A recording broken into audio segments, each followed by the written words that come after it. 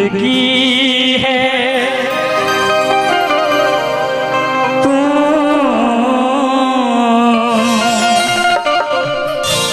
मेरी हर खुशी है।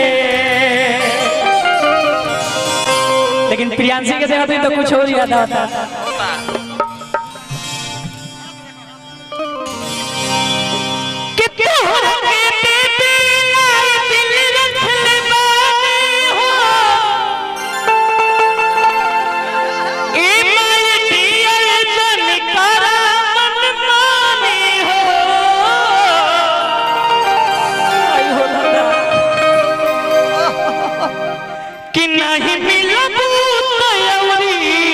देखो मंच पर कोई वो नहीं, मंच पे भाव होना चाहिए।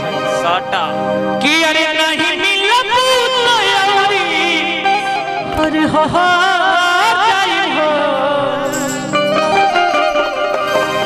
कि जान तो हराला भैया भैया अरे हाथ से गुजर जाई हो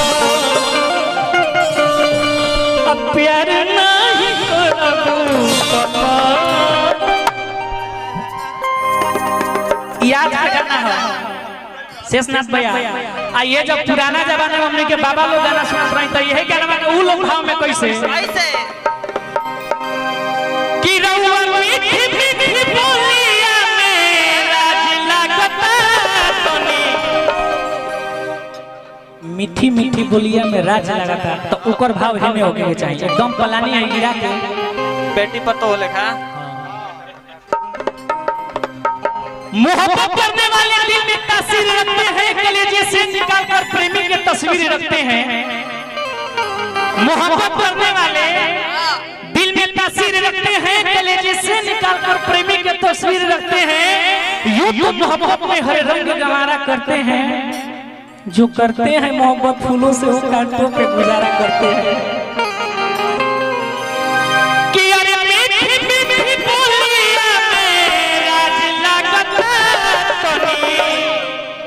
देखो मीठी मीठी बोलिया खाती आ गई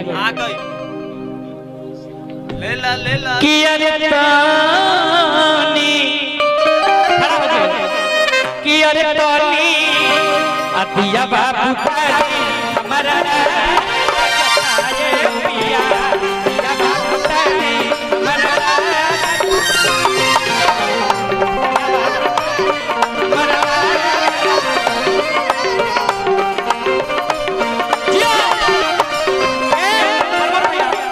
रउआ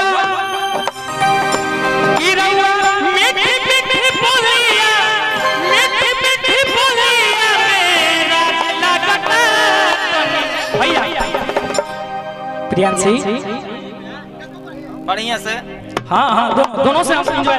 हेलो थोड़ा नेहा जी और उड़ के नेहा जी थोड़ा सा और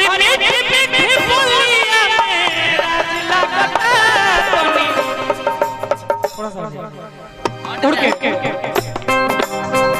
दिया बाबा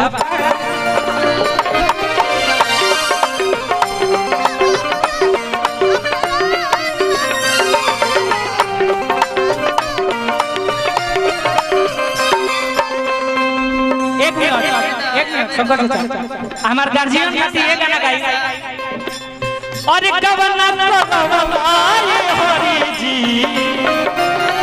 गवना करवाए हरि जी अपने पुरखा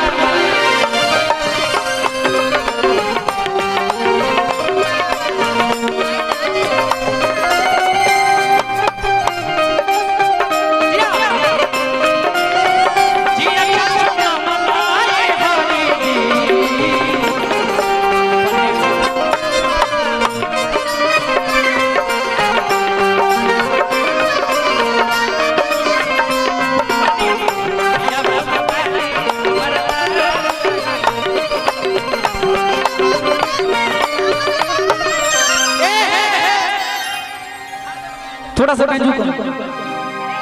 बैठिए आराम से।